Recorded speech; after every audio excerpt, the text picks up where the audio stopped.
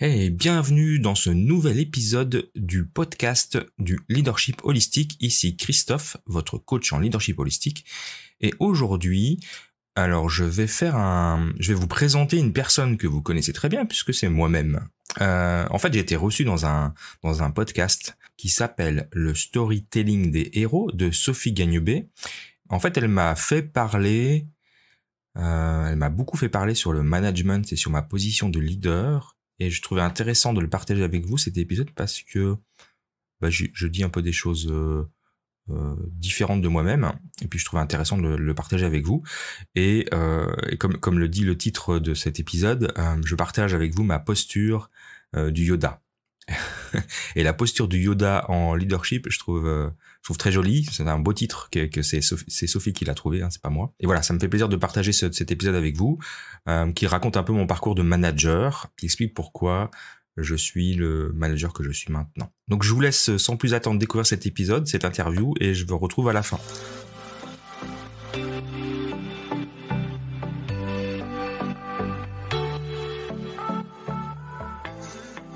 Bienvenue dans le podcast des leaders holistiques. Je suis Christophe, votre expert en leadership, excellence opérationnelle et lean management depuis plus de 25 ans. Ce podcast est pour vous si vous êtes attiré par le leadership, le développement personnel et la spiritualité. Si vous avez besoin de mieux équilibrer votre vie privée et votre vie professionnelle. Si vous avez d'importantes responsabilités professionnelles et que parfois cela affecte votre vie privée ou inversement. Si vous voulez devenir un leader serviteur, bienveillant, humaniste, éthique et intuitif, si vous voulez développer un leadership avec une approche globale, intégrale, holistique, basée sur votre corps, votre cœur et votre esprit, pour le bien de vos proches et de la communauté, alors vous êtes au bon endroit.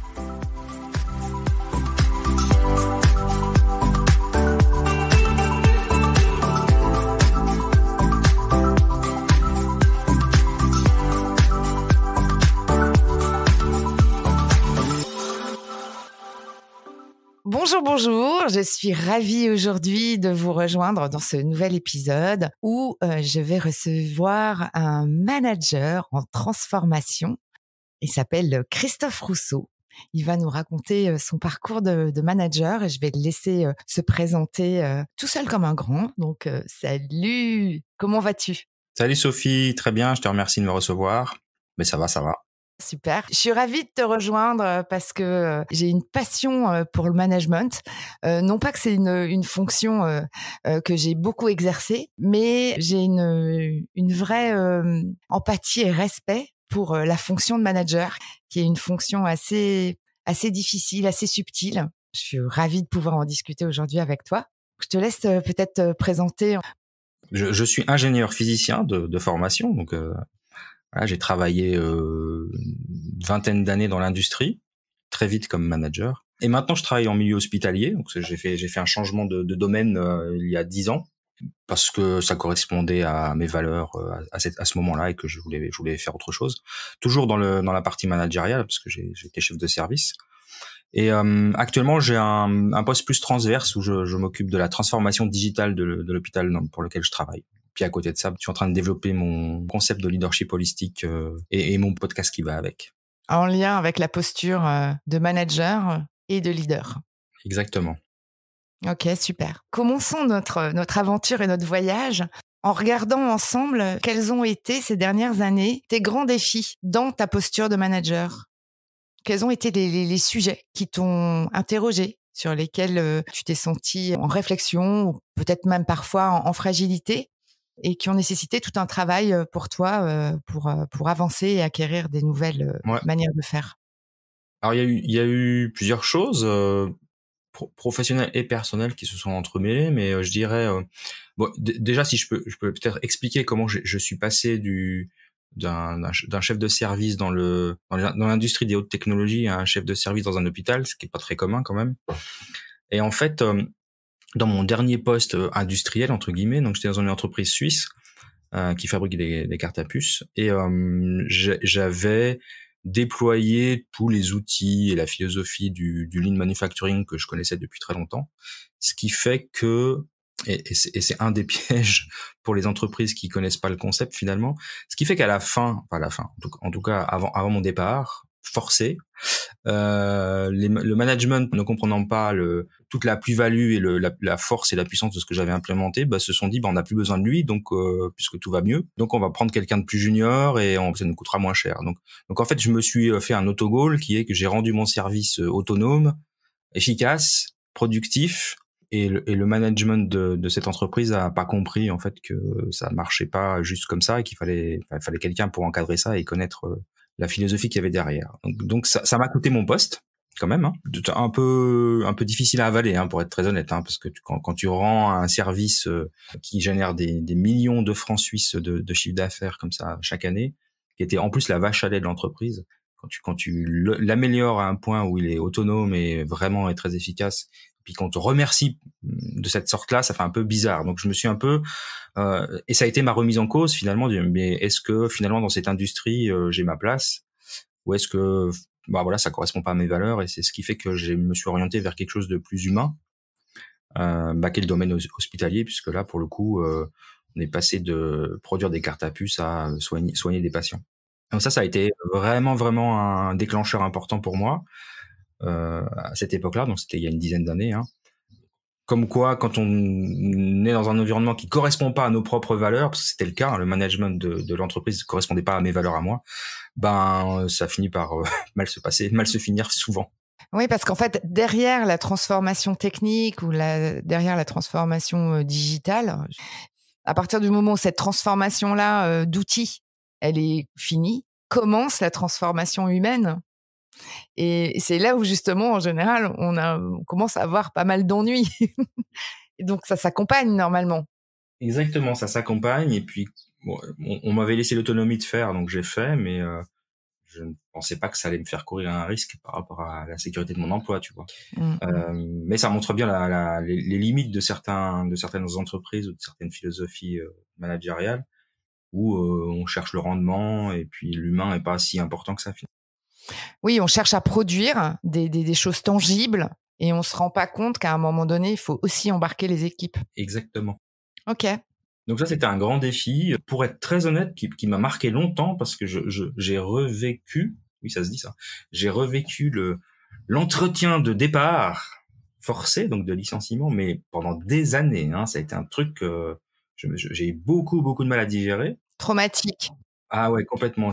Parce que c'était surprenant. Enfin, je suis arrivé le matin, à 10h, je faisais mes cartons et je partais, quoi. Donc c'était vraiment très brutal, avec des explications tout à fait correctes et un package de départ correct, etc. C'était juste le résultat de quelque chose pour lequel je m'attendais pas du tout. Donc là, ça a été un vrai traumatisme qui a duré longtemps et donc qui m'a poussé à me remettre en cause. Alors, j'ai pas remis en cause mes valeurs et mon envie de transmettre un management humaniste, bienveillant, etc. Mais j'ai eu besoin de trouver un environnement où je pouvais le faire, en fait. Avec des gens, des directeurs ou des managers qui avaient une vision un petit peu différente de ton métier. Voilà, et c'est exactement comme ça que j'ai obtenu mon poste à l'hôpital, parce que le manager qui m'a embauché, il cherchait quelqu'un comme ça, avec ces valeurs-là. C'était ce qui était recherché. C'était un service qui était en souffrance quand je suis arrivé au CHU de Lausanne, qui avait vraiment besoin d'équité, d'humanité, de bienveillance, et ils m'ont recruté là-dessus parce que les compétences techniques, je les avais pas dans le domaine en tout cas. Mais après je les ai évidemment apprises, on m'a formé. Mais du coup, on m'a recruté pour mes compétences de management et de leader bienveillant. Et justement, ça m'intéresse, ça. Comment t'as fait ça? Comment t'as fait ce choix de cette aventure? Est-ce que ce rapprochement auprès de ces managers qui semblaient te parler un peu plus, tu l'as fait de manière intuitive? Comment tu t'y es pris pour ressentir que là, finalement, il y avait des chances que tu sois dans un endroit qui te corresponde plus? Alors, je pense que ça, en effet, c'est une bonne question. J'ai eu 3 grands employeurs dans ma vie. Le tout premier qui m'a permis de voyager, parce que j'ai travaillé à l'étranger grâce à cet employeur. Le deuxième, donc, c'est celui qui m'a licencié au bout de 6 ans de bons et loyaux services. Et puis, mon employeur actuel. Et ces 3 emplois-là, ça a été à chaque fois ou des réponses à des sollicitations, enfin voilà, un chasseur de tête, ou des réponses à des annonces. Et à chaque fois, quand je répondais à ces postes spécifiques, j'ai cette intuition que c'était pour moi. Je savais que c'était celui-là. Et le dernier a pas fait plus défaut, bien au contraire, parce que quand j'ai postulé, Alors après, ça s'est pas fait comme ça en claquant des doigts, hein, parce qu'il y a des postes toujours qui sont un peu longs dans les recrutements. Ouais, bien sûr. Mais en tout cas, je savais que c'était la bonne place, quoi. Et c'était quoi les valeurs que tu ressentais comme étant partagées avec ce management? Eux, ce qu'ils cherchaient, c'était un manager bienveillant, éthique, qui pratique l'équité. Alors, c'était un truc important chez eux. Apparemment, il y avait beaucoup d'injustices, donc dans la façon de Mmh. traiter les gens. Mmh. Donc de l'équité, bon, quelqu'un qui a des compétences techniques, parce que c'était quand même un domaine médico-technique, donc il y avait besoin d'appréhender la partie technique assez facilement. Mais moi, ce qui m'intéressait, c'était en effet ce besoin de mettre en place un management basé sur l'humain. OK. Qu'est-ce que tu as découvert? Comment tu y es-tu pris et quelles ont été, on va dire, les grandes étapes de ce nouveau monde que tu as découvert? Alors c'était un choc assez brutal quand même, parce qu'un hôpital, si on ne sait pas comment ça fonctionne, franchement, faut vu du patient et vu du collaborateur de l'hôpital, c'est quand même, c'est un hôpital public, hein. En Suisse, on est aussi c'était un hôpital, c'est toujours un hôpital public, donc avec les avantages et les inconvénients du public qui sont pas les mêmes que la France, mais quand même assez proches. Ouais. Donc un monde très hiérarchisé. Moi, je venais d'entreprises anglo-saxonnes où tout le monde se tutoyait, d'un seul coup, on me vouvoyait, donc c'était très bizarre. Donc ça, c'est une des premières choses que j'ai fait changer. Moi, j'ai demandé à ce que mes collaborateurs me tutoient. J'ai mis 1 an à pouvoir tutoyer mes chefs, mais j'y suis arrivé. Donc j'ai réussi à faire ce changement, en tout cas, d'imposer le tutoiement, la convivialité, quoi. La proximité, ouais. Ouais. La proximité, exactement. Des toutes petites choses. Moi, la porte de mon bureau, elle est toujours ouverte, mais elle est vraiment ouverte. C'est-à-dire que tout le monde peut rentrer à tout moment me déranger. Enfin, et ne me dérange pas, d'ailleurs. D'être disponible à tout moment. Bon, si c'est fermé, c'est que justement, je ne suis pas disponible. Et puis après, ça a été une grande confiance de ma hiérarchie, parce que j'ai pu mettre en place des projets de rénovation, de restructuration, avec des budgets conséquents, de travaux. Moi, j'ai complètement transformé le service d'une manière physique, hein. Je l'ai rénové, je l'ai mis au goût du jour. Mais la difficulté après, c'était d'interagir avec le staff hospitalier, les infirmiers, infirmières et les médecins qui n'avaient pas forcément la même vision que moi, parce que moi, je venais de l'industrie, mais après, c'est une rencontre, quoi. C'est l'idée du compromis à la Suisse. Comment tu es-tu pris? Est-ce que tu as eu des alliés? Est-ce que, tu t'es appuyé sur, on va dire des managers qui t'ont fait office de mentor? Sur quoi tu t'es appuyé, en termes d'exemple, en termes de modélisation? Moi, j'aime bien parler de modélisation. Je me suis plutôt appuyé sur les gens que j'avais rencontrés avant, sur les managers ou les leaders. Après, j'ai eu un chef qui travaillait à ST Microelectronics à Aix-en-Provence, qui était extraordinaire. Je l'ai beaucoup utilisé comme ressource, sa façon de gérer les choses, parce que le mec, il perdait jamais le self-control, toujours calme, posé, orienté solution, avec toujours des propositions pour s'ouvrir, etc. Donc j'ai beaucoup utilisé mon expérience dans les différentes entreprises pour lesquelles j'ai travaillé. Et puis j'ai ce point fort de pouvoir adapter ça dans des milieux qui a priori sont très différents. Et donc j'ai réussi à adapter toutes ces choses-là. Et puis après je me suis appuyé sur les personnes qui étaient dans mon équipe. Puis on m'a surtout donné la possibilité d'embaucher des gens nouveaux avec des profils que je recherchais, en fait, tu vois. Et puis je l'ai structuré comme ça.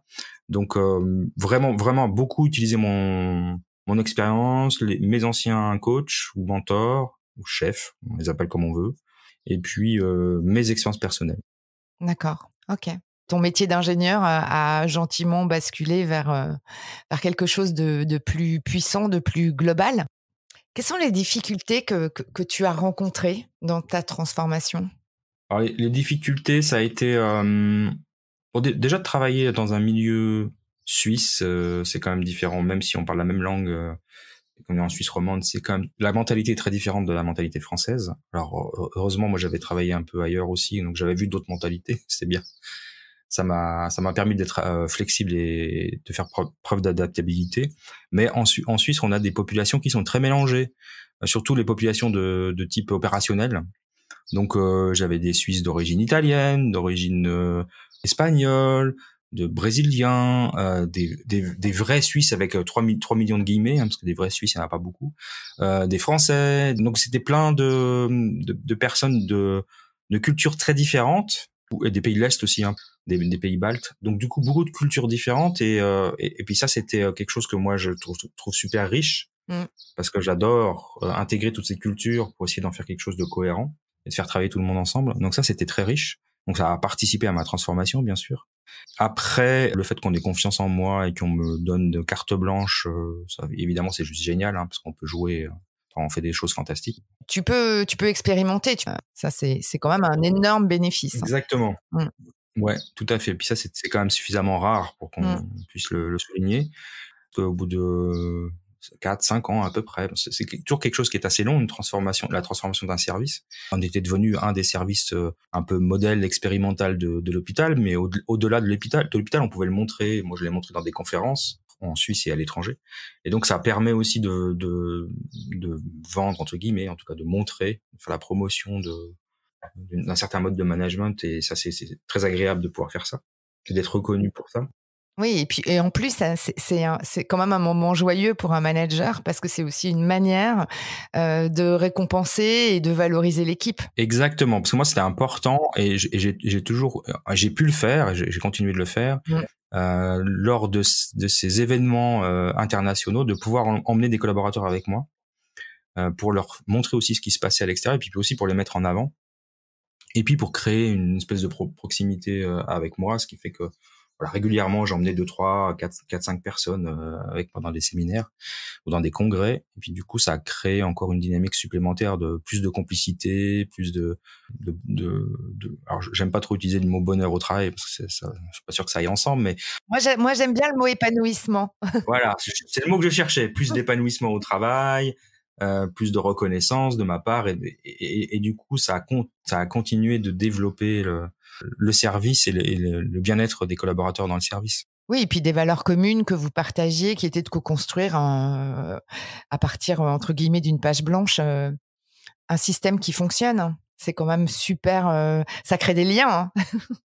Exactement, ça crée des liens. Et alors, bon, moi j'ai quitté le service depuis, mais on pourra revenir sur les circonstances de cela, mais les collaborateurs reviennent régulièrement me voir et on fait une sortie une fois chaque année avec la moitié du service parce que tout le monde ne vient pas, mais et moi pour parce que les gens ont gardé un très bon souvenir de moi et ils aiment bien me raconter toutes leurs petites histoires de service, quoi.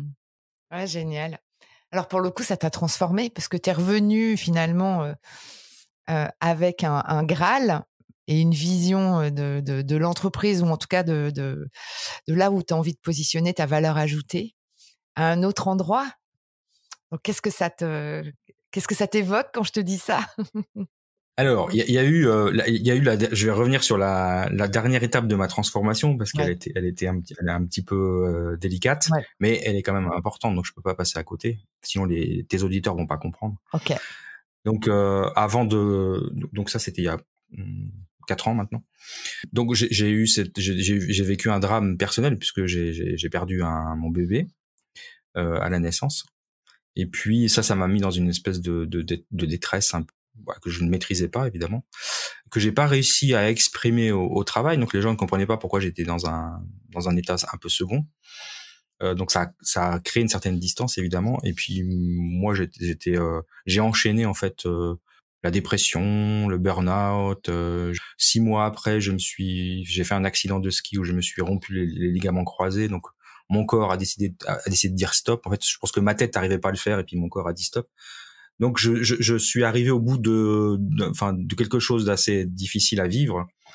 Et c'est là que je me suis dit bon, il faut que je fasse autre chose parce que là on est en train de me dire que je suis arrivé au bout de cette partie-là, de cette aventure-là. Les collaborateurs ils étaient pour rien, hein, le service était pour rien, mais il y avait aussi un tournant au niveau du management. J'ai eu un changement de management à ce moment-là. Enfin, vraiment tout s'est fait en même temps, qui était plus du tout en accord avec mes valeurs. Donc je me suis retrouvé avec des conditions au travail qui étaient plus bonnes, avec un drame personnel, un accident physique. Donc en gros, je suis resté à la maison 6 mois immobile. Et puis quand je suis revenu, en fait, voilà, le service avait été modifié sans mon accord. Enfin, j'étais plus du tout à la bonne place. Donc j'ai demandé à changer de service et de poste pour le coup. Et ça a vraiment provoqué une grande transformation chez moi. Ça m'a ramené dans une situation où si je suis pas en accord avec les valeurs de mon management, je peux pas travailler. Voilà, ça c'est clair. Ça faisait 2 fois que ça m'arrivait. Et c'est d'autant plus important que moi j'ai besoin de la confiance et puis on peut pas travailler sur des valeurs humaines si on partage pas les mêmes valeurs. Ça a amené une transformation un peu plus intime et personnelle. même spirituel, puisque c'est le cas hein, par rapport à la perte de ma fille. Et du coup, ça m'a amené à voir la vie de manière un peu plus différemment, de peut-être d'explorer des voies que j'avais pas explorées avant, parce qu'un ingénieur physicien, ça va pas se faire soigner les énergies, ou ça va pas ça va pas travailler sur la méditation, sur ces choses-là. Donc c'est des choses que j'ai explorées, et puis du coup, ça m'a amené vers une philosophie un peu hybride, différente, nouvelle, je sais pas comment l'appeler, mais que j'appelle leadership holistique, où j'aime bien amener les gens vers prendre soin de soi, mais prendre soin de soi de manière holistique, c'est-à-dire pas juste être en forme physique, ce qui est important, en forme psychologique, mais en forme spirituelle aussi. Et puis c'est comme ça que je suis arrivé sur l'idée d'un podcast qui s'appelle Leadership Holistique. Où il y a eu cette rencontre, cette connexion avec tes différents chemins de vie personnels et professionnels qui ont fait qu'à un moment donné, t'as donné une toute autre couleur à ta vision de ton métier, c'est ça? Oui, parce que je me suis dit que finalement, vu le nombre ou le taux de burn-out ou de dépression dans les entreprises actuellement, je me dis il y a un truc à faire parce qu'il faut arrêter d'aller au bout du mur. Et moi j'y suis allé alors mais franco hein, j'ai pas fait semblant, et ça arrive de plus en plus, c'est pas juste la maladie du nouveau siècle pour rien. Donc s'il y a moyen de prévenir ça, ou en tout cas de mettre des warnings avant que ça arrive, bah voilà, je pense que c'est une bonne chose. Donc j'ai envie d'utiliser aussi mon expérience pour transmettre et faire en sorte que qu'on ne soit plus les victimes de tout ça. Je mets en faute personne hein. Le management est fautif, mais autant que les gens sur qui ça arrive. On n'est pas que des victimes non plus. Je me mets pas dans cette position. Moi, ce que j'aime bien, je suis quelqu'un de très résilient. C'est si on veut parler de héros, mon héros de base, c'est Nelson Mandela, qui disait je ne perds jamais, soit j'apprends, soit je gagne. Et moi, c'est ça. J'apprends ou je gagne. Je n'accepte pas que les expériences qui m'arrivent ne soient pas utiles à mon évolution. Voilà. Donc, j'aimerais bien transmettre ça. Et c'est l'idée du podcast, hein, de transmettre cette vision de, bah écoutez les gars, il se passe quelque chose, les gars ou les filles, hein, il se passe quelque chose dans votre vie personnelle, professionnelle. C'est des signes de quelque chose. Il faut regarder, il faut y faire attention. Puis après, il y a des moyens de bien vivre sa vie professionnelle et personnelle de manière équilibrée, sans avoir à subir les foudres d'un manager qui n'a pas vos valeurs, ou sans avoir à subir un burn-out parce qu'on se brûle par les deux bouts de la chandelle, quoi. Ouais, alors c'est une sacrée quête parce que quand on est à l'intérieur de l'organisation, pas toujours facile de faire la distinction entre l'adaptation et la suradaptation.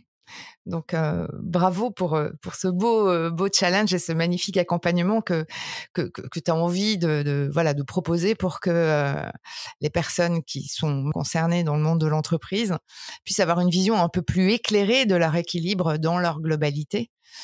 Et donc pour le coup, cette nouvelle quête, j'imagine que tu vas pas la mener tout seul. Alors, c'est quoi les alliés que tu as trouvés? Les alliés, moi j'aime bien me faire aider de quelques personnes qui ont de l'expérience, évidemment. Donc le podcast, on a un ami commun, hein, c'est Marco Bernard, parce que c'est lui qui a cristallisé cette idée. Alors ça fait longtemps que je voulais faire du podcast, et quand je l'ai rencontré, je me suis juste dit que c'était la bonne personne pour m'accompagner. Donc lui, et je continue de travailler avec lui pour le podcast, mais pas que, hein, pour globalement l'ensemble du développement de mon activité indépendante, puisque c'est ce que je cherche à développer maintenant. En parallèle de mon travail de salarié, j'ai envie de développer une activité indépendante autour du coaching et du leadership holistique. Donc Marco, il m'aide beaucoup par rapport à ça. On a notre ami Martin Latulipe aussi, qui est un autre Québécois. J'aime bien sa vision, ses valeurs, sa façon de coacher aussi. Et bon, voilà, je fais partie de l'Académie Zéro Limite. Et puis après, on a une bande de podcasteurs qui sont devenus des amis maintenant. On travaille sur l'entraide, et finalement, c'est exactement la vision de ce que j'ai du leadership holistique, c'est-à-dire que l'entraide, le partage de connaissances, l'absence de compétition, parce que ça n'a juste aucun sens de faire de la compétition. Et puis l'ouverture d'esprit fait qu'on, voilà, en travaillant avec un groupe de personnes qui est aligné par rapport à ça, on arrive à progresser, à se dire des choses que peut-être on n'accepterait pas en dehors. Et puis comme on parle tous le même langage et qu'on fait tous du podcast, et ben ça aide beaucoup. Et puis après ma soif de ma curiosité insatiable pour toutes les choses en fait, donc d'aller voir d'aller au cinéma, d'aller au musée ou de lire des livres, des tonnes de livres, parce que ça évidemment je n'arrête pas. Ça m'aide à me développer, à avancer. Et aussi dans ton entreprise, puisque aujourd'hui l'hôpital dans lequel tu travailles te permet aussi de continuer et d'enrichir ton développement personnel. Oui. Donc c'est aussi une belle ressource. Tu sais que je veille au gras, moi. Moi, j'ai souvent fait dans mon entreprise voiture-balai, donc c'est un peu ma spécialité. Oui, c'est juste. Oui, je les ai oubliés, c'est pas très sympa. Non, mais c'est juste parce que j'ai la chance d'avoir alors l'organisation est compliquée, mais on va dire que j'ai plusieurs chefs, mais en tout cas j'en ai un avec qui je travaille beaucoup, avec qui on travaille sur la transformation digitale de l'hôpital, donc il y a quelqu'un de très ouvert aussi et qui m'apporte beaucoup. Et puis on m'a aussi accordé la possibilité de faire une formation de coach. C'est pas toutes les entreprises qui permettent de financer ça, donc il y a toujours possibilité de progresser grâce à mon employeur, et puis ça c'est génial. Et l'employeur permet de développer son activité, ils appellent ça une activité accessoire, en parallèle. Oui, c'est complètement officiel, hein, en parallèle de l'activité standard, quoi, l'activité principale. Donc ça c'est top, quoi. Ah ouais, en fait, c'est super. En fait, t'es vraiment une magnifique incarnation de ce qu'est l'écologie dans l'environnement qu'on se crée quand on est en train de se transformer. Donc, je trouve ça juste fabuleux. Puis, je vais te rajouter quand même une autre petite ressource, parce que dans ton nouvelle aventure, il y a peut-être un héros ou un mentor qui pourrait t'accompagner. Et donc, lequel tu choisirais pour les prochaines semaines, les prochains mois, pour qu'il puisse t'inspirer, te donner de la force ou peut-être t'aider à modéliser certaines choses? Lequel tu choisirais? Et je vais l'inviter là maintenant tout de suite pour qu'il t'aide à répondre à une question. C'est mon côté magicienne, tu sais, hein, je suis comme ça, moi. Bravo. Alors le héros, ouais, je crois qu'il y en a un il est tellement évident pour moi, mais il est pas nouveau, hein, mais je me rends compte maintenant que c'est un héros qui m'a inspiré depuis longtemps. Alors il y en a plein qu'on a en commun. Mais je vais en citer un, c'est Maître Yoda. Waouh. De Star Wars. Alors déjà parce que je suis un geek et que j'adore Star Wars, mais pas que, parce qu'il représente vraiment le côté mentor, sage, qui transmet, avec une certaine filiation avec ses apprentis, et qui doit prendre parfois des décisions difficiles, et puis qui a l'air de rien, qui est tout petit mais qui a énormément de force. Voilà, alors je sais pas que je suis tout petit, hein, c'est pas ça, mais voilà, j'aime bien l'idée de ce héros qui est juste exceptionnel en termes de, c'est le sage, quoi, par excellence pour moi. Magnifique. Donc tu veux aller, on va dire, tu veux pousser ton expertise vers la sagesse, hein. C'est ça que tu es en train de me dire? J'espère. C'est beau. Je sais qu'on n'y arrive jamais, mais j'espère au moins. Non, mais j'aimerais bien J'ai dit pousser vers. Ouais, pousser vers. C'est mon meilleur ami qui me dit, parce que moi j'arrête pas de dire, je prône tout le temps ce message qui est les drames te permettent d'évoluer dans la vie. Et puis la question qu'on me dit, mais est-ce qu'il faut avoir des drames? Est-ce qu'il faut subir des drames pour évoluer? Alors, et puis moi je dis, moi je suis mal placé pour répondre, parce qu'il y a que par les drames que j'évolue. Si j'ai pas des gros coups de pied au cul, il se passe rien. Donc j'aimerais bien pour une fois me dire, je vais peut-être devenir plus sage sans passer par des drames. Je reprends la main. That's right. Mais pour le coup, si tu as une petite question à lui poser, un petit tips qu'il pourrait te donner là sur les prochains mois, qu'est-ce que tu lui demanderais? Et qu'est-ce que tu vas lui demander là maintenant en fait? Qu'est-ce que je vais lui demander? Qui t'aide à faire ou qui t'aide à résoudre quelque chose ou qui t'aide à être quelque chose qui lui porte dans ses valeurs ou dans ses comportements et que tu pourrais modéliser. Qu'est-ce qui t'inspire? Tu le prends par la main là et il vient à un moment donné dans ta vie te donner un coup de main.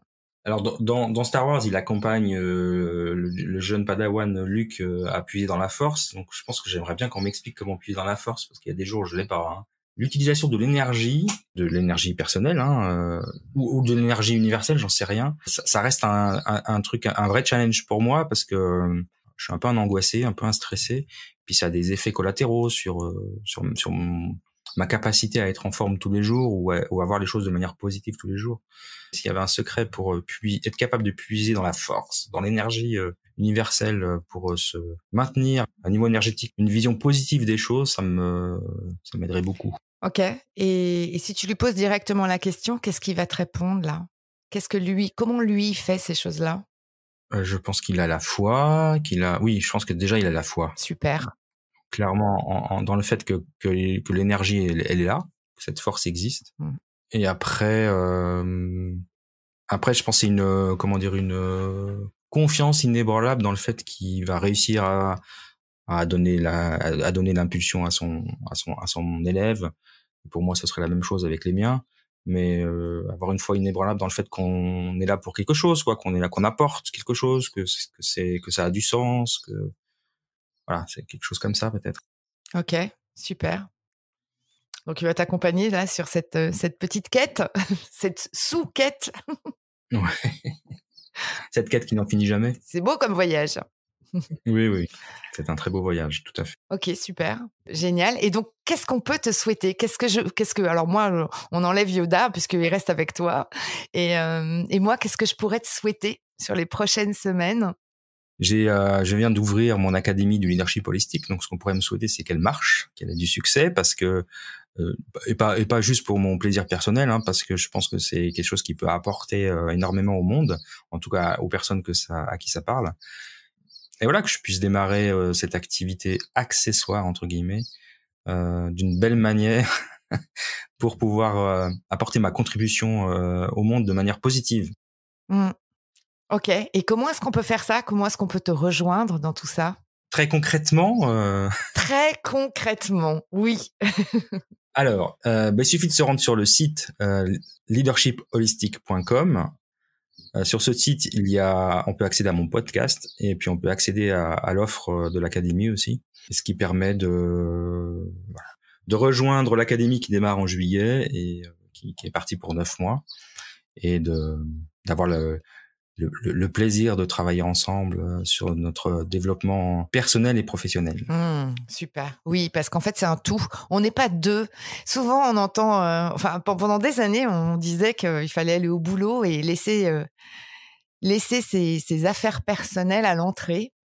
Mais en fait, on commence quand même doucement mais sûrement à se dire qu'on n'est qu'un finalement. Même si parfois, avec nos héros, on a des petits dédoublements de personnalité. Oui, on peut avoir de multiples personnalités, mais on reste que un.